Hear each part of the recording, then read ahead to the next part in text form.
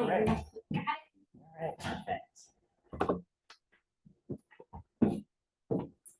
Wonderful. Well, today we have the pleasure of welcoming Dr. Sarah Henkel, who is a benthic ecologist at Oregon State University's Hatfield Marine Science Center, where her research interests address the potential effects of human activities on bottom-associated fish and invertebrates. And these activities include marine renewable energy installations, marine reserve designations, coastal development, invasive species, and climate change.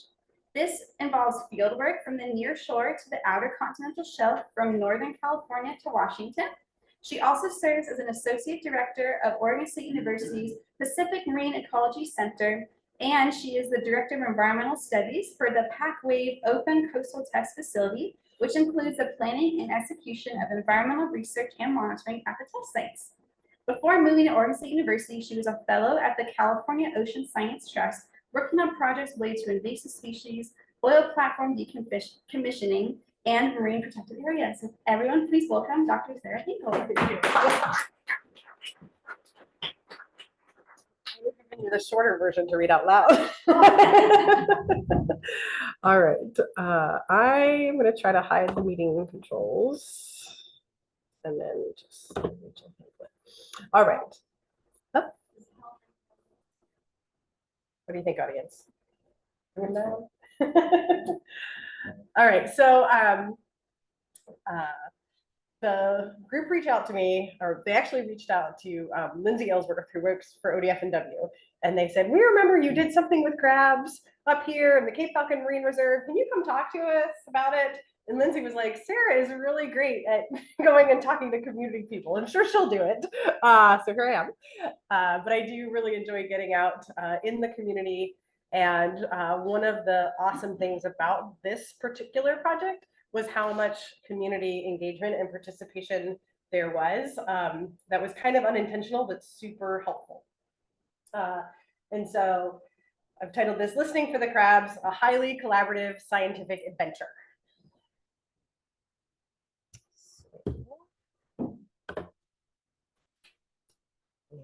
There we go. So as Rachel mentioned in my introduction, I work on some things that I lump under place-based ecological or fisheries issues.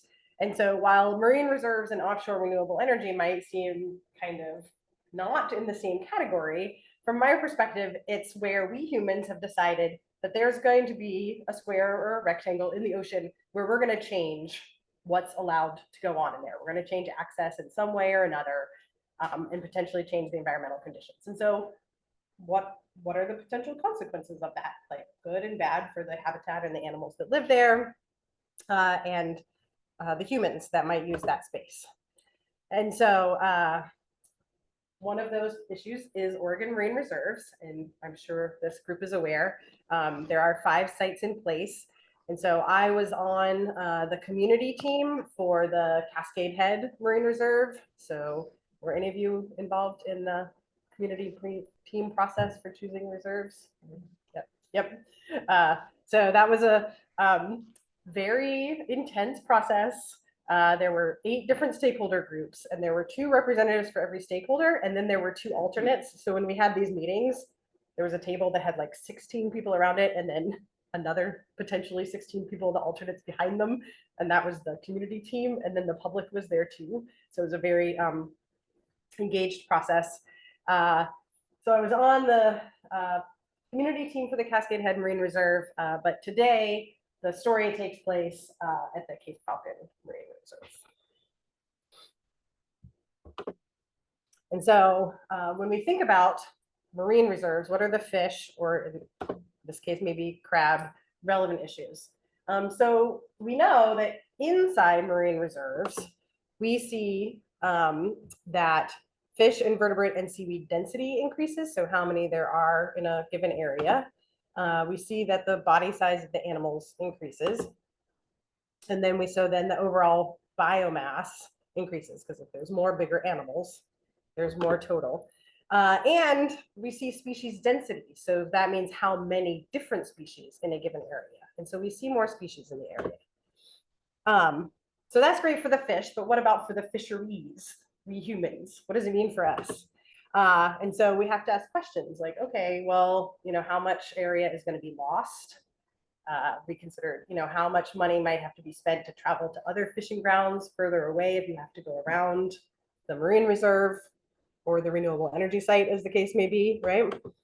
But potentially, is there an opportunity for enhancement? Will the species that are protected from harvest inside the marine reserve, either they themselves migrate out of the marine reserves to be caught, or will their progeny travel outside the marine reserves to be caught? And so we know that happens for some species. And so these are data from other areas and other species. And so these are some of the same questions we encounter when we're talking about marine renewable energy considerations. Okay, here's a square in the ocean. There's going to be a bunch of mooring lines and cables, and so access is going to be limited. Maybe this is, in some ways, a protected area for the organisms that are living there, even though the conditions are changing. So if you talk to the renewable energy developers, they're like, basically what we're making are marine reserves. And you're like, you are creating maybe a restricted access area, but let's not go so far as to call it a marine reserve, because you're really changing the situation in there, right? But thinking about protection from fishing and potential spillover effects, you can draw some analogies. And so in either one of those scenarios, we think different species will respond differently. So if your marine reserve is this yellow box, you would expect the red species to really benefit from protection, and probably the green species too. But you wouldn't expect so much protection for the blue species because they don't spend a lot of time in the marine reserve or the renewable energy zone.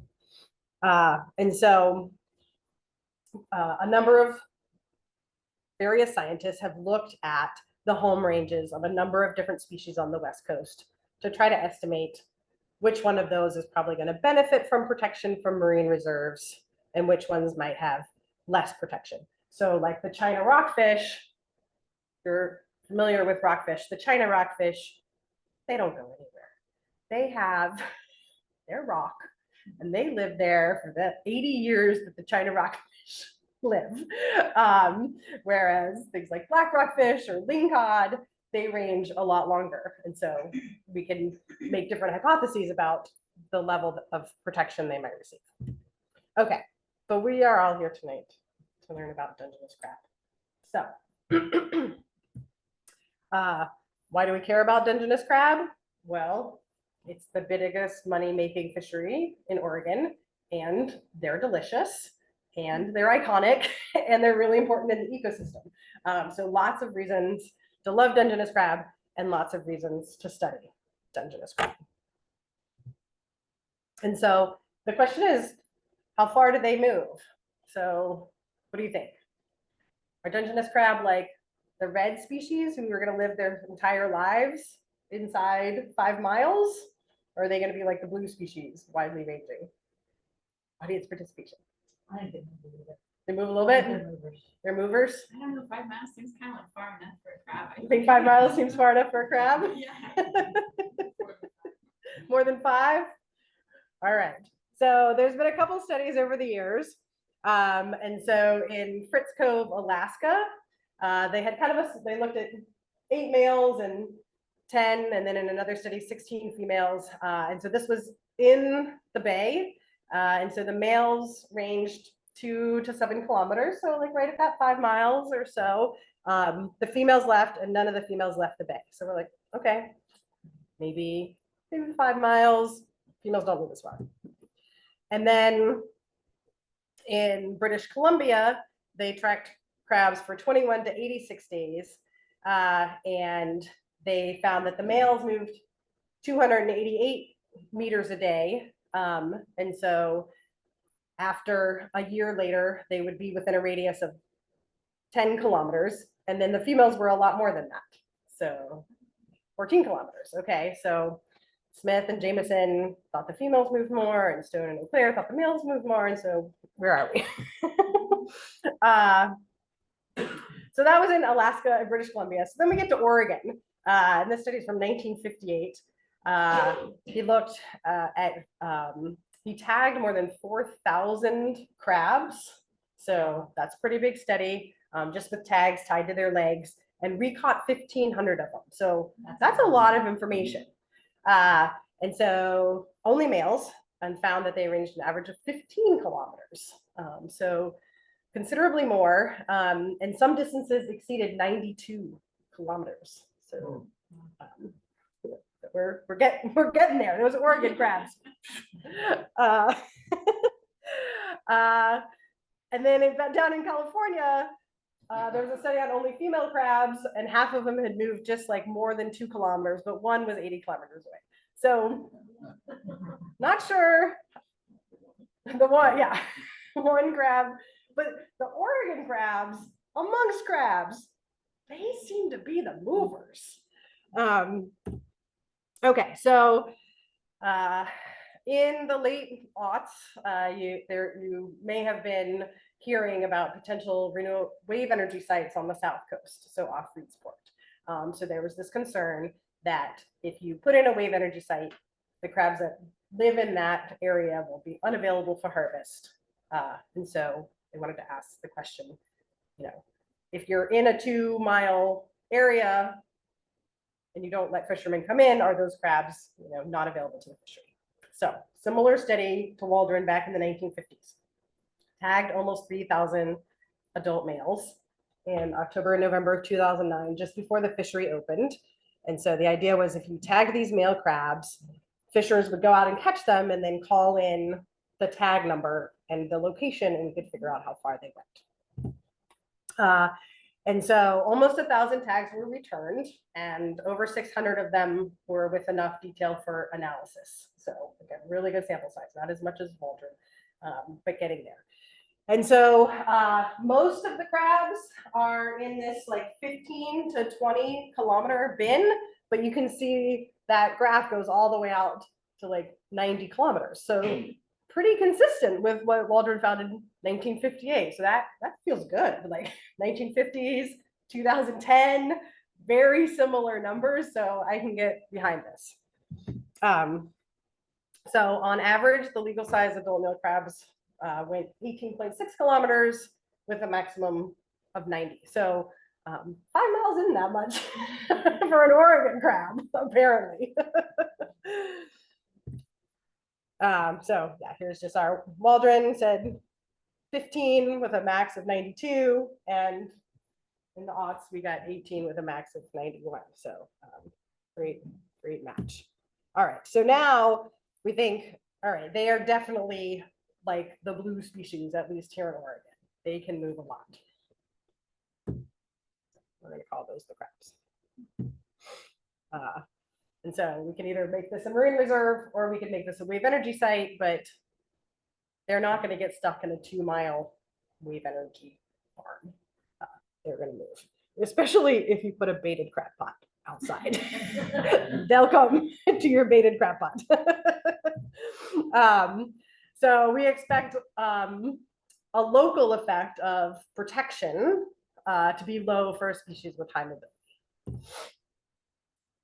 So why do they move so much? And so maybe they move so much because they're foraging. So as Rachel mentioned, I'm a benthic ecologist. I've been taking benthic samples from all the way from California, Oregon, Washington, and based on some calculations of how much energy crabs need a day, they're hunting for food. They're foraging. There is not a lot of food on the seafloor for them. We have, as you know, very productive fisheries, and so a lot of the phytoplankton, bloom, and then the zooplankton eat them, and then not a lot makes it to the seafloor here because we have such vibrant fisheries and fish. They're intercepting it all. So there's actually not that much on the bottom. So I'm doing a complete other study that I can talk to you about in another year or two of looking at how much the fishery is subsidizing the crabs by inputting bait. And I'll just tell you that we're putting in between 5 and 7 billion calories every crab season through bait. So really helping out those crabs. So I was talking to a fisherman friend of mine, and he was like, so is it like I'm farming the crabs if I feed them and then I harvest them? And I was like, I mean, kind of. So this is just a really fun video of another project with my collaborator, Curtis Roger from ODFW. And so if you put bait down there, that's a closed bait pot, they can't get in. You can see what a surgy day it is. And those crabs are fighting the surge to stay on that little cup of bait that they can't even get into. So they are highly attracted to bait and very motivated to try to get at what we have offered them.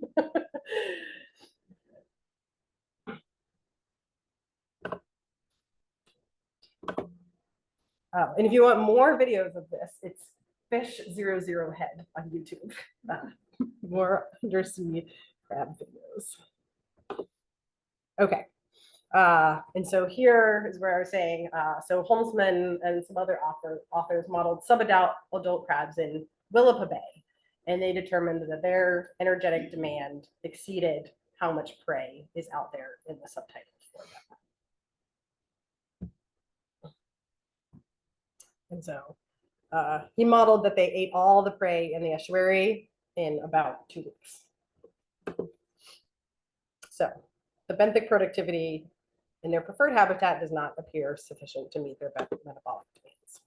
Okay, so I got to thinking, well, okay, if they move so much because they're foraging, what if they lived nearer to a richer food source? And so in California, both rock crabs and Dungeness crab, you find them on the litter fall under oil platforms. So mussels grow on oil platforms and then they fall off, and you find a lot of crabs around there. And when Ocean Power Technologies deployed a single anchor off Reedsport back in like the 2010-ish era, they found a ton of crabs foraging around the anchor. And so I got this idea that, like, well, will the Dungeness crabs that live near a natural reef, like, for example, in a marine reserve, move less than those that are just in the open sand habitat foraging for whatever they can find in the mud and the sand? So I called up my friend Curtis Roger. I was like, Curtis, I got this idea. And Curtis has been tracking crabs for a lot of reasons over the years, and the way we track them, well, I'll get to that in a second. But I was like, Curtis, I've got this idea, and I really want to do it. And so he was like, oh, that's a really good idea. I like that idea. All right, let's see if we can find some money. And okay, so I did, this is where this is. So what Curtis has done is, for many years, he's been looking at crab movement in response to the dredge disposal from dredging the mouth of the Columbia River. So sediment comes out of the Columbia River. Is it affecting the crabs there? So he's been using this top technology for many years. And so he has all these data of crab movement from all around the mouth of the Columbia River in this open sand habitat. So I was like, what do you, let's look at a reef compared to what you've been doing for many, many years. And so the way we look at that, this is the slide I was looking for, is we have these, what we call receivers. So they are hydrophones. So they are out there and they're just listening. And you put them out in an array. So a grid of stations. So this is one in the open sand habitat, the mouth of the Columbia River. This is one in the Cape Falcon Marine Reserve, the Rocky Reef. And then you put tags on the crabs, and the tags are pinging every like minute and a half. They ping, and so the listening stations hear those pings, and so that's how we can look at the crabs moving around. So that requires money. And so Bob Etter, who's a big crab fisherman down in the Newport area, had established the Etter Family Dungeness Crab Research Fund at Oregon State University. So they started an endowment, the Etter family did, to grow money within the, in a savings account essentially, and then support crab research from that. And so I was like, all right, here's a target. And part of the stipulations of that fund are you have to collaborate with fishermen. So fishermen have to be interested enough in your project that they want to participate in it too. And so ODFW introduced me to Bob Browning, who's out of Garibaldi. This is his vessel, the Lady Lee. So he's a longtime Garibaldi crabber who has assisted ODFW with a lot of their marine reserves research in the Cape Falcon Marine Reserve.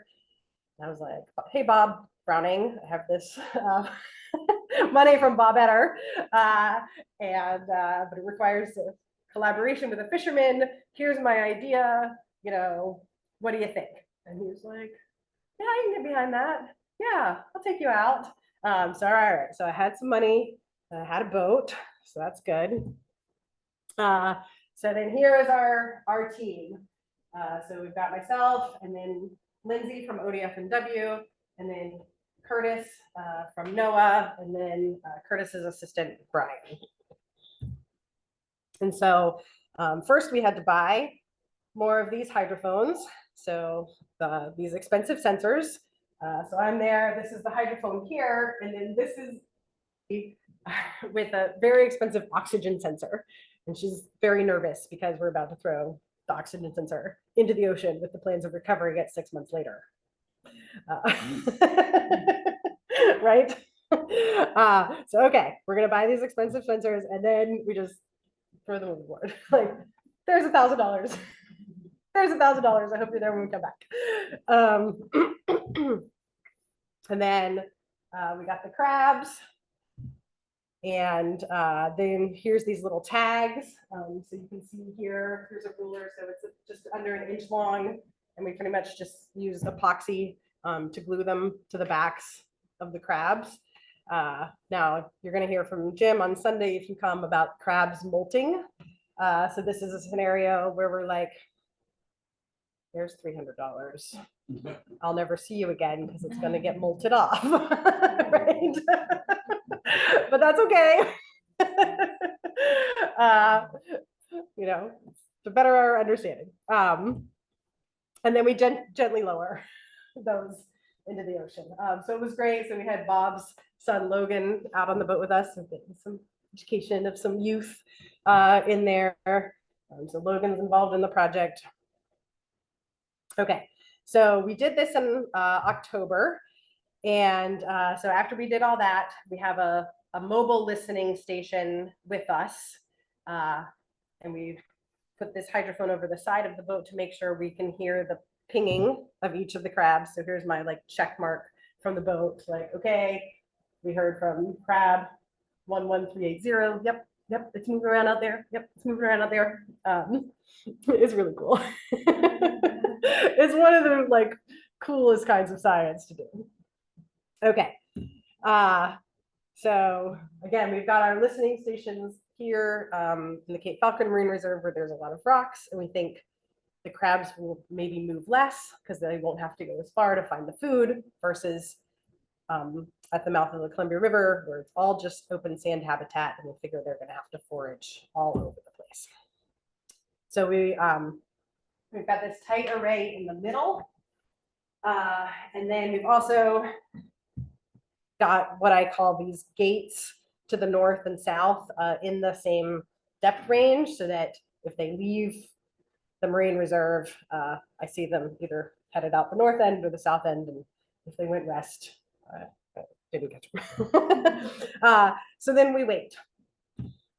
And while I'm waiting, you know, I started this in October, and we're gonna come back in April. So you all know what the North Coast is like between October and April, and the storms are coming, and got all my gear out there. But we need to do it during this time because we don't want to do it over the summer because then they'll just molt the tags right off.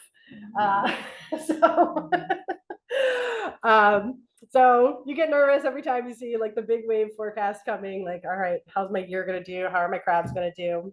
And so on December 24th on Christmas Eve, I got this voicemail, followed up by an email on Christmas Day from Jeff, who writes, "Hey, this washed up on my beach. If you'd like it back, let me know and we can figure out how to get it to you." So, yay, Jeff, he's a hero. Also, the company that makes these stickers that don't fall off, also my heroes. Amazing stickers. So that was my Christmas present. Is Jeff found one of my receivers. And so we figured out he would drop it off at the Cannon Beach Police Department. So this was Christmas break. So my daughter was off school. So I was like, "Hey, kiddo, we're going on a field trip to the Cannon Beach Police Department." So, okay, fine, we'll stop for ice cream, you know, at the Tillamook. And so stop for learning about cheese and ice cream and pretend feeding the baby cows. By the time we did this in early January, 2 more had washed up that local beach walkers had found. And so I was just like, "Hey, take it to the Beach Police Department. I'm going to head up there next week." And so there were 3 waiting for me at the police department by the time I got there the first week of January. So very active North Coast beach walkers who find things and call it in. And then this was us stopping on the way back down. And it was just a funny photo because she had, for some reason, brought a jump rope to the beach in her right hand. But then you can see then she's really enamored with the bull kelp. So that must have been a real jump rope phase for her. All right. So those were 2 from the south gate and 1 from the north gate, which were put on different anchors than the ones in the middle that apparently were not as good as anchors. So then I was like, okay, I wonder if that 4th one is like gone forever. And so then late in January, I got another voicemail from Doug. And he found this boot with a number on it on Crescent Beach. You know, what do you want me to do with it? And by the time I called him back, he'd gone home to Portland. So he had been out in Cannon Beach, walking around, found it, taken it home by the time I got a hold of him. So then Miguel DeTore from the Multnomah County Sheriff's Office mailed it back to me at Hatfield. So yeah, this project had so many unexpected collaborators, you know, the police department, the sheriff's department, and John, Miguel. And then, so I had all the 4 gates, all right? Those were the ones I thought I might lose. Then he said there were some people from Washington. 1 washed up in Washington on Long Beach Peninsula. And so John Weldon, he volunteers to patrol the Long Beach Peninsula, found another one, mailed it back to me. Yep, all the way up there on Long Beach. Okay, so what are we up to? The 4 gates, they left my area, people found them. 5th one, then it got really weird. This guy called me and said, "I found one inside my crab pot." So this is staged. I did this. I took one of my crab pots and one of my receivers just to see how one could possibly get inside a crab pot. And it could only go in like one way. It could only go in the way a crab goes in, only end first. And someone would have had to completely cut it off the mooring. I mean, I had these things to the moorings with like 3 to 5 cable ties holding them on. So this was like the serious mystery of the thing. But this fisherman found it in his crab pot and took it to the Warrenton Police Department, where Kathy Smith also mailed it back to me. So I'm now engaged with 3 law enforcement groups. Okay, so that was exciting winter. So I deployed 16 receivers. At this point, 6 of them had washed up, but people had brought them back to me. So 10 remained out there for me to get the data off. So how many will we find? I don't have any pictures of this day because Bob Browning and I were just in the Marine Reserve driving back and forth. And Bob I get on the boat that day and Bob's like, I will take you out there, but I do not think we're going to get it. You can't leave something out here over winter for 6 months. And I was like, well, I know a bunch of them washed up, but 4 of them were on anchors that I felt, uncertain about. The other ones I think should be good. And so we actually found 6 of them. So out of the 16 I deployed in October, overall I got 12 back. So pretty good for throwing things in the ocean over winter for 6 months. And reasonably good data. Okay, so now we're at the highlight. So what did we detect? So this is, you were saying it's really cool when we start the project. This is the coolest ocean science you can do, because as soon as you pull the things out of the ocean, a lot of instruments that you throw in the ocean, you pull it out and you download the data and it's in some binary format, 0s and 1s, and you got to process it and clean it and figure it out. You pull these things out of the ocean and you hook it up to your computer, and immediately it shows these are the crabs that we tagged. Each one is a different color, and these are the different receivers, and this is the timeline, and immediately you can see where at what moment every animal was detected on every receiver instantly. So it's the most fun science in the ocean to do, because it's instant gratification as soon as you pull it out of the water. So I love it. All right.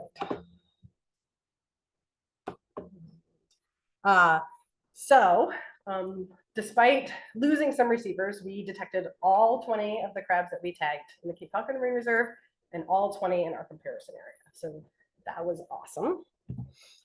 We also detected 35 green sturgeon that other people had tagged. These receivers pick up. It's one company that everyone in the world basically uses this technology. So anyone who's ever tagged any other animal, you can pick it up. So in that 6 months, 35 different green sturgeon passed through the Cape Falcon Marine Reserve, and 25 in our mouth of the Columbia River comparison area.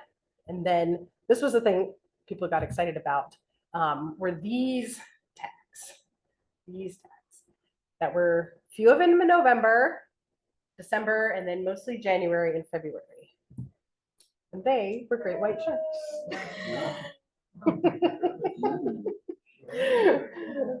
So 'tis the season, starting now, for great white sharks in the Cape Falcon Marine Reserve.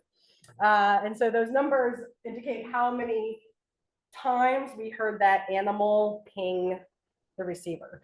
And so shark number 12052 pinged the receiver 135 times in January and 43 times in February. And so it seemed to have been hanging out a bit along with its friend 12053.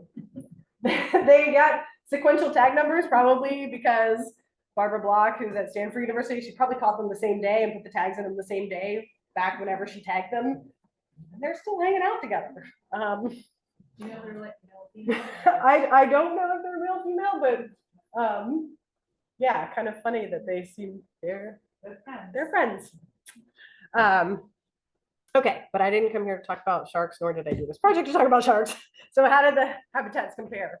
And so we did 2 separate releases at the North Head site off the mouth of the Columbia River, and then one at the Cape Falcon site. And so these are the days that they stayed in the main array, the really tight area around the rocks or the middle of the North Head site. And so, you know, most of them at both places only stayed there for about a day. But then you can see all of the ones from the mouth of the Columbia River left within basically a week. So these light blue and green colors only got 7 to 8 days. Whereas in the Marine Reserve, we had a crab that stayed 3 weeks, a month, 2 months, more than 2 months.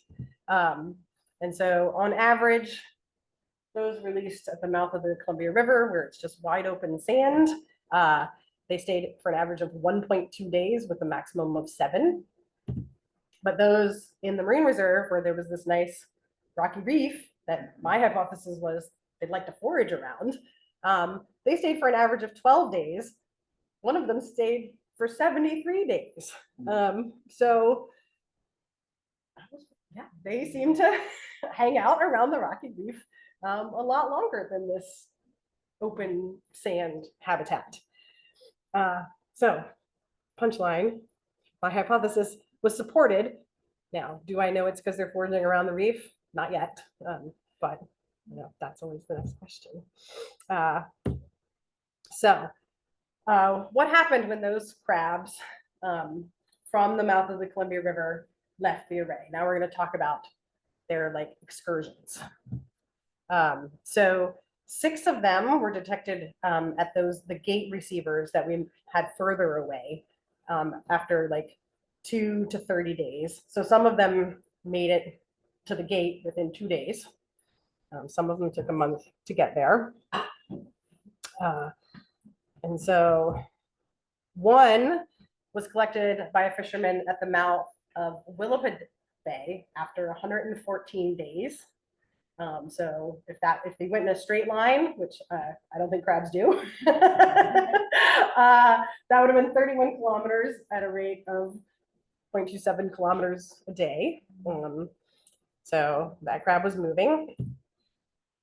And then one crab left, came back after 3 weeks, stayed for a week, and came back. So maybe some kind of like site fidelity, but definitely like wide ranging excursions, another 18 kilometers.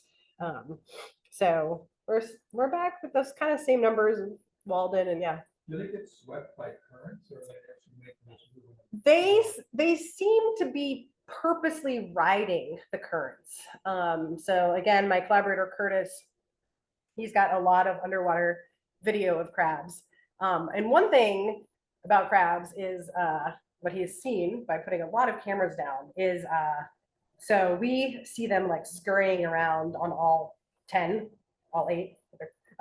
like scurrying, but they will ride the currents, like it looks like purposely. They will like rise up and be like this with their claws up in the water column, and then those back legs are more like swimmer legs, and so they'll get up like that and then catch the current and like zip over in some direction that they want to go. So yes, they are riding their currents, but purposely more than getting swept. I don't know if the Zoom people got to see that whole crowd dance. So what happened when the ones from Cape Falcon, the Marine Reserve, where the rocks were, left the array? So I found 8 of them. I subsequently detected at the gate receivers. 2 of them were at the south gate after, again, 2. So one of them got down there really quickly, and then one of them took 52 days to get down there. But like at the North Head site, they didn't leave for good. They came back. And so this is really hard for you to see because it's so fuzzy. You can't see the timeline. But again, this is the different colors are different crabs, and the x-axis is the timeline. And so you can see that some crabs were there, and then there were no crabs, and then the blue one came back, and then left, and then the green one came back.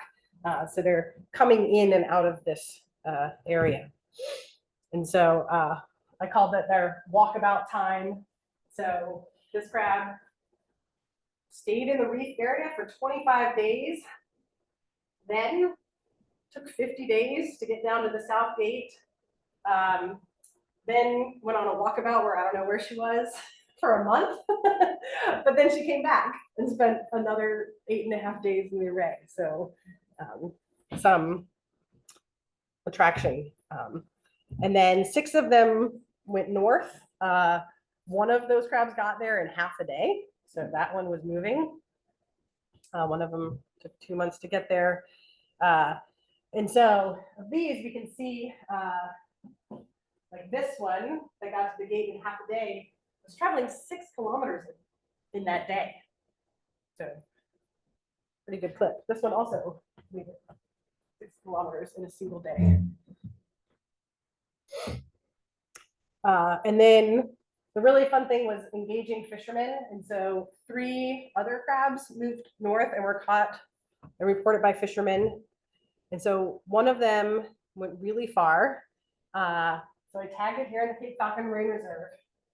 A fisherman caught it at the head of Astoria Canyon, which is a straight line distance of 70 kilometers. That fisherman called us and said, got this crab, it's got this tag on it. We're like, awesome. Could you like throw it back since it's got that tag on it? He's like, yeah. And then that same crab that got thrown in at the head of Astoria Canyon, another fisherman caught it in Willapa Bay. They're in Grays Harbor, which is a straight line distance of another 75 kilometers. And again, you know that they probably didn't go in a straight line. So that crab was very mobile and also got caught at least 3 times because I caught it. And the fisherman got it in Astoria Canyon and the fisherman caught it in Grays Harbor. So very bait motivated and apparently not scarred by its initial capture experience and getting a tag epoxied to its back from that experience. So in summary, the crabs in the open sand habitat stayed in the detection area for about a day. All of them left within a week. 1 returned to the array, but near the rocky reef, they stayed in the detection area for an average of 12 days. Some stayed 1 to 2 months, and then 1 had a maximum recorded distance of straight line 145. So they do move, but it seems like around a rocky reef, they have some fidelity to that site. So it seems like maybe the habitat influences the crab movement. So in general, crabs are a blue type species in my coding, but you know, maybe if there's a rocky reef, they are a little bit more close to home. Maybe we call them a crab. Green type species. And so I just have to put this disclaimer. So none of this, to be clear, was testing the effects of the marine reserve itself, right? I was just using that as a convenient place to do research around a rocky reef where at least my crabs wouldn't be captured, right? Exactly from my study area because it's a marine reserve. So we weren't testing for the effects of protection, but marine reserves might protect crabs more than we thought if they're attracted to that kind of habitat that we are protecting with marine reserves. If wind or wave projects function as artificial reefs, the way we know oil platforms do in Southern California, then maybe crabs might be slightly less accessible if the bait isn't as attractive to them because they've got this artificial reef to forage around. But now we're getting really quite handy. But if reef crabs, either natural reef or artificial reefs from wind and wave energy projects, are more successful at foraging, maybe they have more reproductive capacity, and so maybe we could get spillover of their progeny in either case. So that is my crab migration story. I'm happy to talk with any of you more about this if you have questions, or you want to hear more fun tales. I'm talk. Yeah. We have a Zoom question. Okay. This question is coming from Paul on Zoom. He says, for Sarah, it's not specifically what you studied, but do you have any insights on how much Dungeness crab move between Oregon estuaries and the ocean? Do they stay in the estuaries or move in and out of the estuaries? That is a great question. And Jim is nodding. Do you have information you want to share about that, or you're also wondering? There's a lot of interest. There's a lot of in here. This audience. Yes. So, I mean, generally we think they move in and out. To my knowledge, and this seems like it would be a pretty easy study to do, is to tag the ones in the estuary and then see if you catch them offshore later, you know, or just only catch them back in the estuary. what I've done so far and what other people have done, it seems like they are pretty food limited, and there's a lot more foraging opportunities in the estuary. There's a lot more food in the bay than there is on the shelf. And so if I were a crab, I would spend more time in the estuary.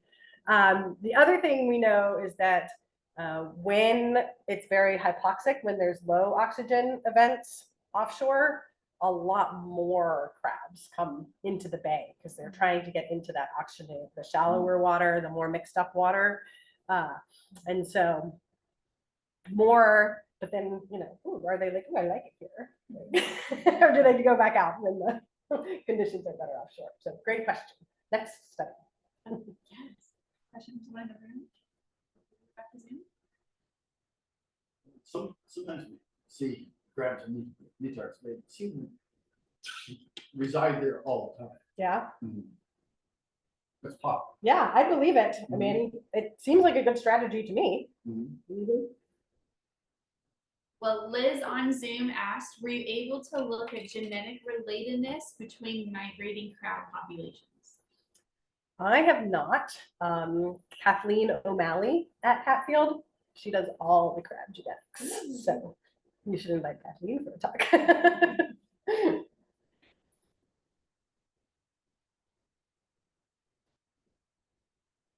More Zoom until the live audience formulates the rest of their questions. George on Zoom is asking, here's what everyone wants to know. Okay. What's the best crab bait?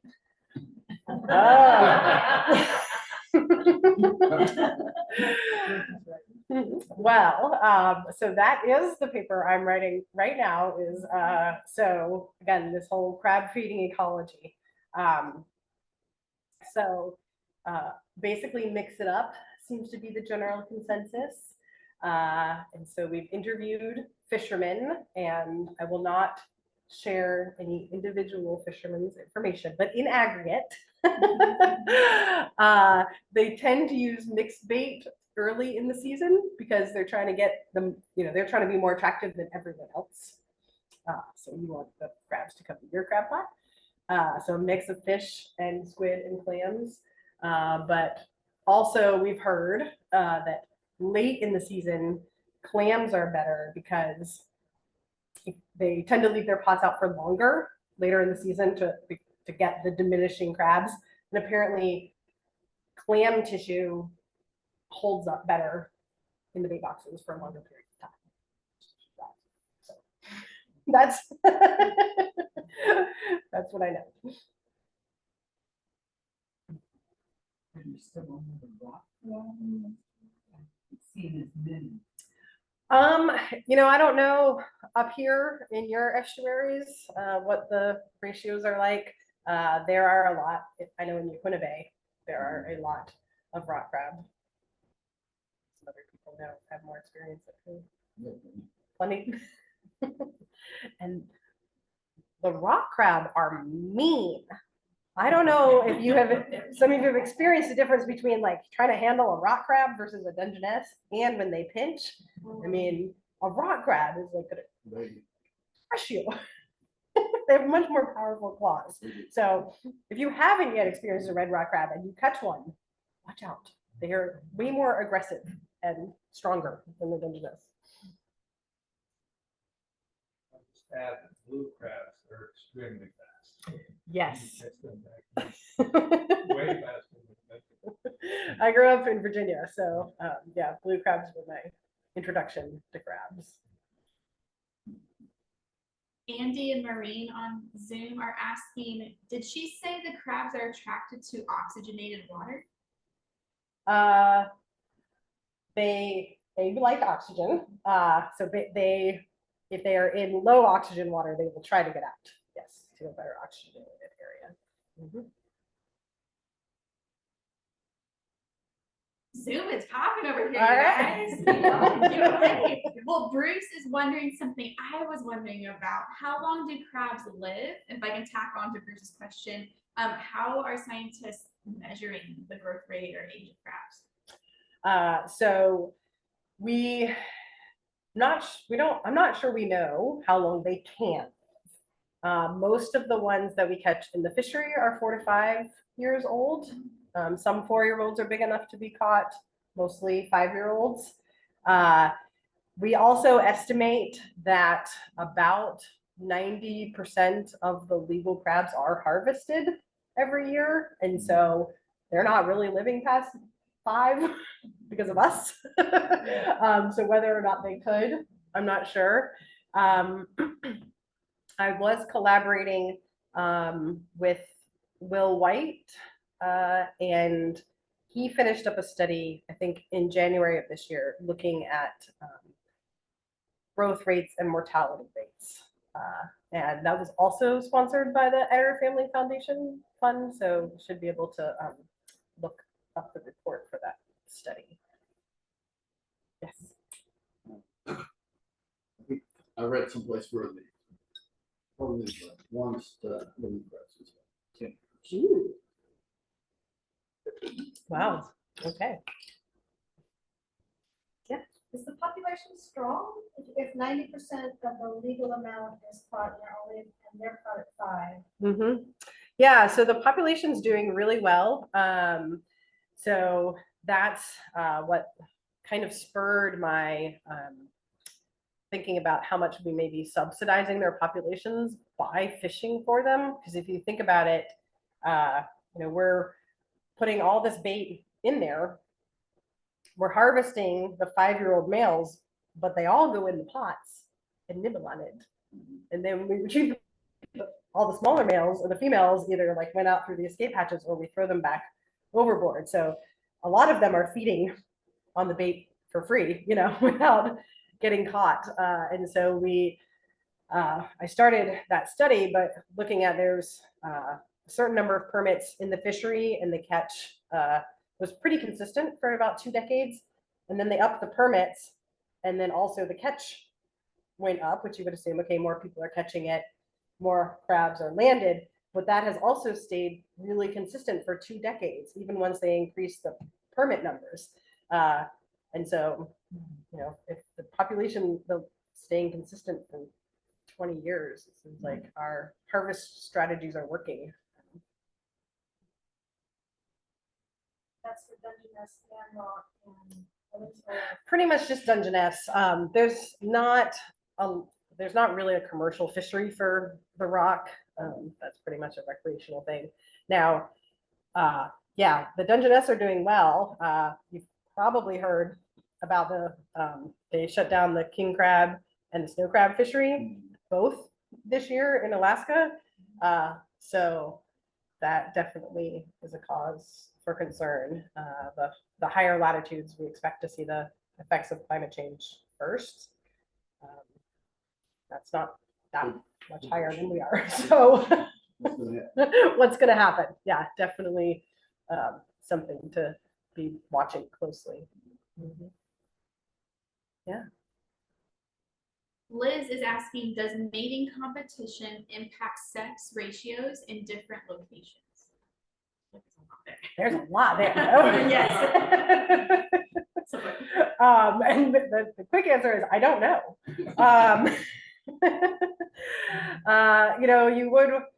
There's the potential to be concerned that with taking so many males out, that there might be competition for the males.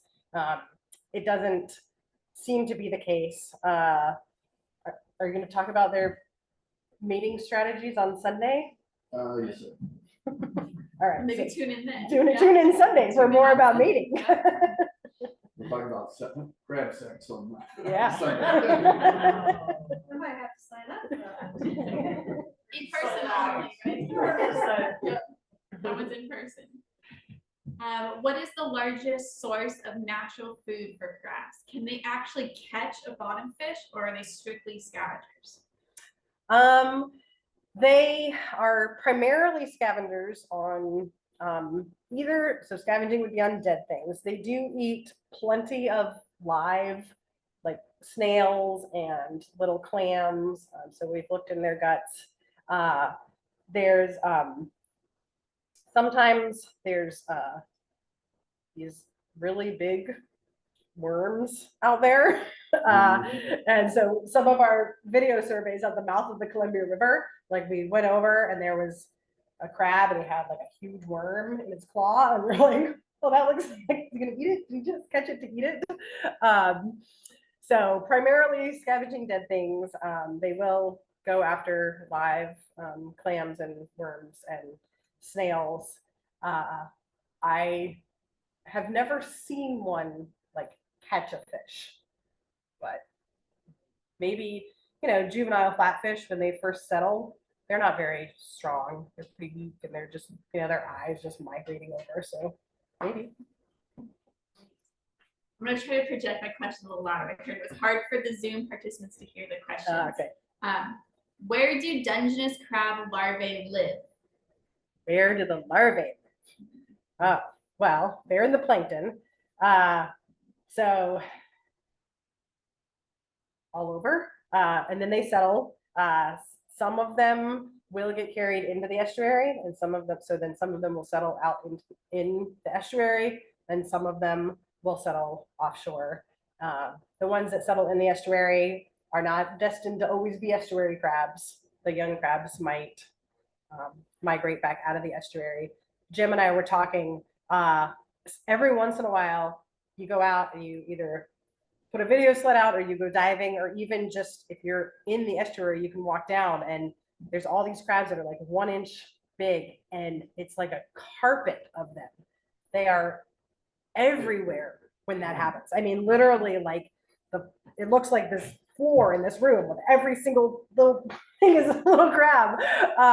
So the larvae in the water column, they can be near shore or they could be in the estuary. Anyone in there?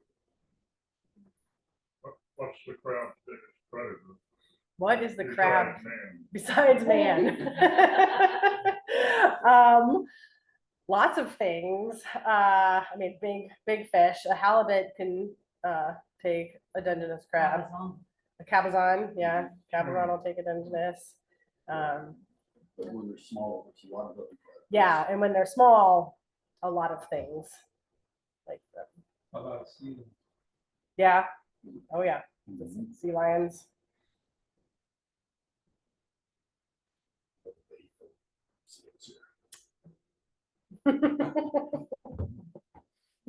We've got mostly sea lions in Uquetta. It's rare.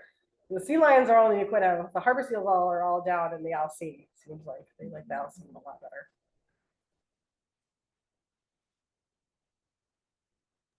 Do crab feed more? Oh, Sorry. Do crab feed more in daylight or nighttime? Okay, so she asked if the crab feed more in daylight or nighttime. I don't know. To be studied. Great question. Okay, so some of these I feel like are leading into Jim's presentation again. Okay. More teasers, but if you want to answer Okay. however you still wish. How does a crab molt? Yeah, I think you should wait till Yeah. Sunday. Come on Sunday. He'll probably have pictures, Yeah. I'm assuming. So George will come on Sunday maybe. And are green crab affecting Dungeness crab? Ooh, that is a great question. So it's just about green crabs. So green crabs, European green crabs, they're not native, they're from Europe. And they do better when the water is warm. They need warmer waters to reproduce. And so that's another thing where green crabs have been around in our estuaries in Oregon for a really long time. When the Dungeness are small, the green crabs absolutely will eat them, but the green crabs don't get as big. So a green crab is only maybe 2 to 3 inches. So as long as the Dungeness grow fast or enough of them escape predation by the green crab, then the Dungeness can turn around and feed on the greens. But this is another one of these things that we may need to start worrying about. If waters get warmer, our cold adapted Dungeness may not do as well, whereas these green crabs, that warmer water is better for their reproduction, it could start impacting the population at a level where it would be concerning to us. And we have seen, so then I don't know if you heard the warm blob that came, the marine heat wave that came in like 2014 to 15. After that, the green crabs in the estuaries just blew up after that warm water event. So something to be concerned about for sure. The green crab's edible. They're quite a bit smaller. They're smaller even than a blue crab. So it would be hard to like pick a green crab. But if you had them soft shell, right after they molt and they're soft, like they do with soft shell blue crabs, you can like bread them and fry them and put them on a sandwich. Or you can make like soup out of them, make a bisque by boiling the green crabs and making crab stock. And so there is some movement in Oregon to try to turn it into more of like a boutique foodie thing where, like offer the invasive green crabs and have a meal and do your part to hit the population. Great questions. What a good audience. Perhaps so far as any questions. Okay. Here's in the room.